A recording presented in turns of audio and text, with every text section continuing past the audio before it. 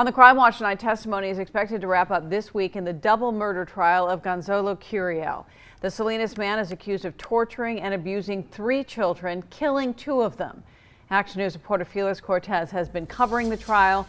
He's live outside the courthouse tonight with the latest. Well, Aaron, the jury will be off tomorrow. They'll return Thursday and hear testimony from the prosecution's key witness, the Jane Doe, the surviving sibling. But today, testimony focused on the discovery of her deceased brother and sister. In court Tuesday, prosecutor Matt LaRoe presented a mock container, the same size and color as the one found in a Redding storage unit that contained the small bodies of 6-year-old Sean Terra and his 3-year-old sister Delilah. On the witness stand, jurors heard from the first officer who discovered the container and described what he saw when he opened it. As I pulled the blankets away, I first noticed like a red set of pajamas. And some tufts of brown hair. As I pulled some more blankets away, I could see the jawline of a child and a hand. Choking up on the witness stand, the Redding officer then testified he knew there might be another child. I pulled the blankets the other direction and saw like the shoulder area of another child, or what I assumed to be a child. And based on the skin condition of both of them, it was obvious that they were deceased and there was nothing we could do. Prosecution also presented evidence they say ties Curiel and Huntsman to the storage unit and the murder of the 2 young children. One Redding officer testified he used a key taken from Huntsman to unlock the lock used to secure the unit. Inside that unit, a backpack with Sean's name on it and letters to Curiel. A Salinas detective testified he found a Cinderella blanket, towels, and a floor mat containing blood stains inside the Salinas apartment once rented by Tammy Huntsman and where the children are believed to have been killed. So here's what happens next. As I mentioned, testimony expected to wrap up Thursday. The jury will then take Friday off. They'll return to the courthouse Monday morning for closing arguments. Aaron, Dan. Now, Felix, it seems like that the trial is actually going faster than originally thought. Is that the case? That is clearly the case. This trial expected to last 5 months. That's what the time frame we were giving when this whole thing started.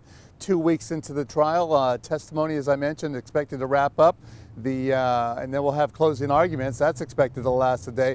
Who knows how long this jury will take deliberating this case. Aaron? All right, Felix, thank you. If convicted of torture and 2 counts of murder, Gonzalo Curiel is facing life in prison. Tammy Huntsman already reached a plea deal. Prosecutors agreed to drop the death penalty in exchange for a guilty plea and life in prison. The 2 men arrested in Friday's carjacking and shootout with police in Watsonville pleaded not guilty in court today. 19-year-old Jose Contreras Valencia and 21-year-old Julio Galindo are charged with attempted murder. Bail has been set at $750,000 each. Both are due back in court April 24th. An all-out search for a stolen dog is underway in Santa Cruz. Apple is the dog, a mixed-breed Chihuahua. It went missing last week. Action News reporter Phil Gomez is live from Santa Cruz with the effort to track that dog down. Dan, Apple's been missing for the last 4 days, and her owner is frantic to get her back. She was taken from his office at the Cheese Center in downtown Santa Cruz. Here she's a little 5-pound Chihuahua, but she's like my baby. Video from a nearby business at the Pacific Avenue offices shows a woman carrying Apple away. She's about 5'9", in her late 20s or early 30s, with brownish red hair, wearing bell-bottom jeans. I don't want to criminalize this woman. I don't know what the circumstances are. This community, we just want our little dog back. The word gets out. So. And the downtown community is doing what it can, printing out flyers and posting images of Apple on social media. Apple was adopted by all at Next Space.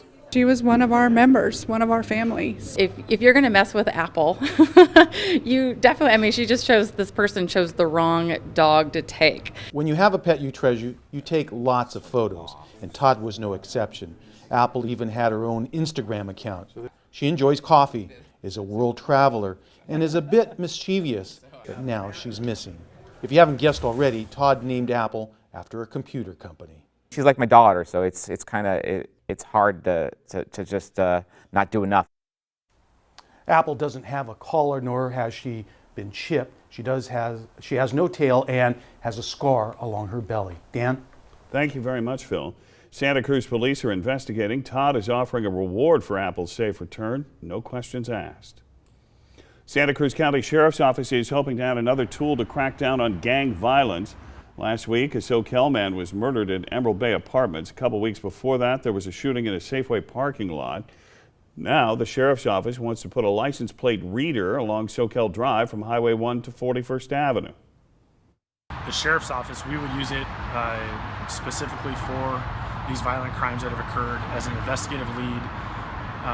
I would envision if a shooting or something happened during a certain time frame and a vehicle was seen leaving, we would search what vehicles were seen on that camera at that time.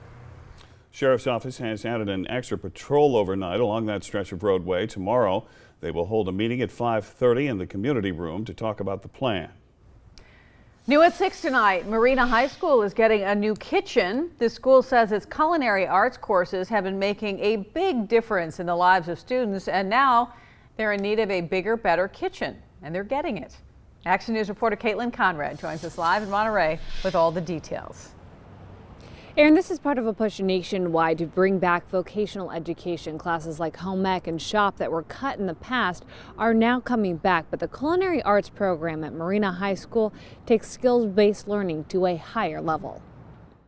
But since they're warm, seeing them, that's really beautiful, that leg meat right there.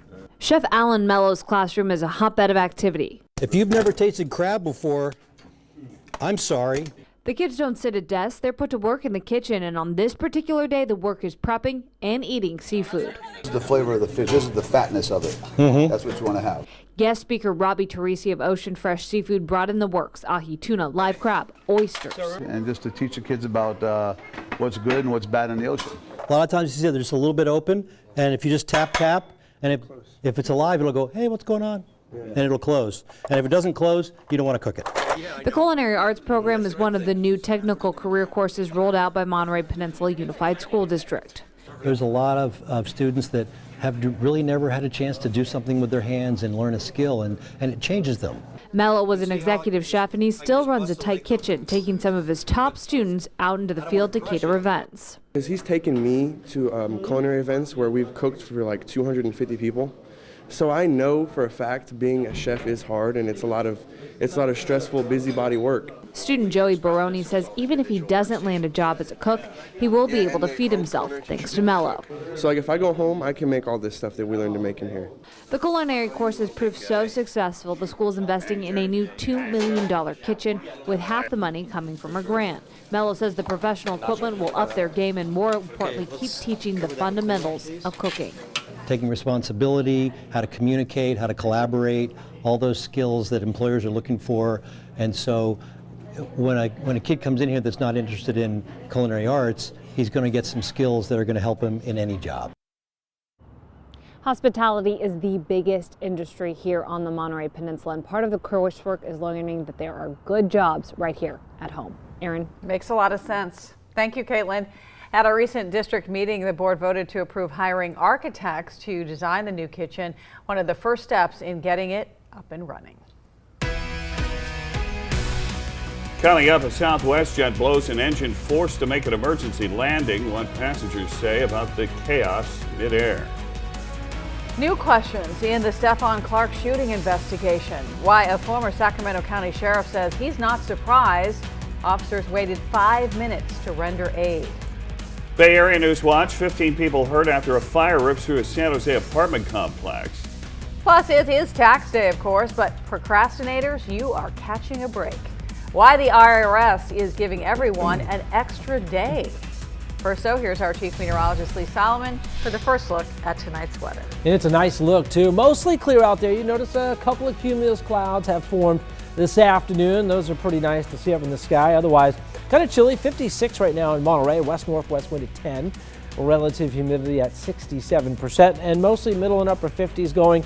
A few low 60s left over from the daytime highs for the inland valleys. And your breeze coming in out of the west at about 5 to 15. We got some high overcast coming in through the evening hours. chilling down between 50 and 60. More showers in the forecast. We'll talk about that and the rest of your work week coming up in just a few minutes.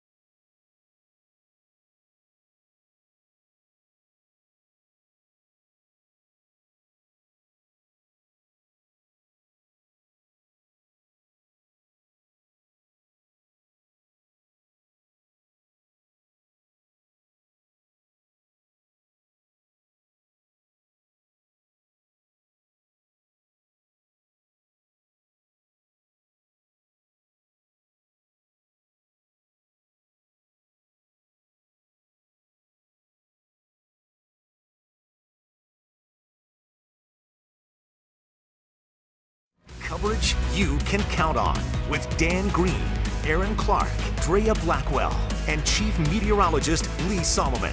This is KSBW Action News 8.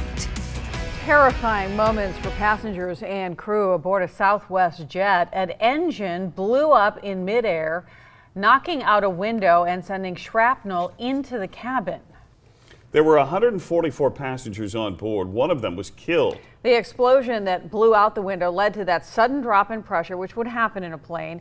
That nearly sucked one of the passengers through a window. Other passengers managed to pull her back in, but she was critically injured and later died. Action News reporter Mark Barger has more. A harrowing experience for passengers aboard a Southwest Airlines flight, forced to make an emergency landing in Philadelphia after its engine blew. Part of its covering ripped off, shattering a window and damaging the fuselage in midair. The flight crew did an incredible job getting this aircraft here on the ground. Passengers on board described hearing a loud noise, many driven to tears. The left engine blew, and it apparently threw shrapnel into one of the windows and depressurized the plane immediately. The NTSB is now reporting a passenger died in the accident. There was a panic once the window broke and she was out of the window. Everyone kind of rushed in to pull her back into the plane. Terrified passengers were forced to breathe through oxygen masks. Some posted images on social media.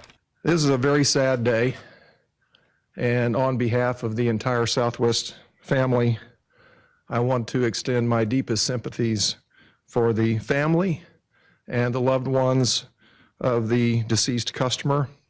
The 737 en route from New York to Dallas had more than 140 passengers and 5 crew members on board. The crew declared an emergency, brought the aircraft down. As far as we can tell, the safety systems on board the aircraft worked as designed for that type of a descent. Once safely on the ground, most of the passengers and crew were able to walk onto the tarmac. 7 other passengers were treated for minor injuries. The NTSB will lead the investigation. Mark Barger, NBC News. Okay. All right. Drea's here. Preview what's coming up in sports. Yeah, Giants on the road tonight taking on the Arizona Diamondbacks. They're happy to have their pitcher Johnny Cueto back on the field. Now we'll have a preview of that game in just a few minutes. But first we want to get to tonight's sports quiz. True or false question. Before joining the Golden State Warriors, Kevin Durant had never played in the NBA Finals. We'll have your answer in more sports in about 20 minutes.